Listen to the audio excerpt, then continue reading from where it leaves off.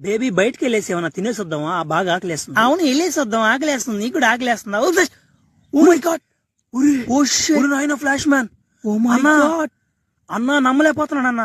అన్న నేనే నువ్వేందన్న Flash Man. ఇక్కడ? అన్న ఫ్లాష్ మ్యాన్ అన్న. ఇదిగో మీ ఇద్దరు నీకు ఫ్యాన్స్ అన్న.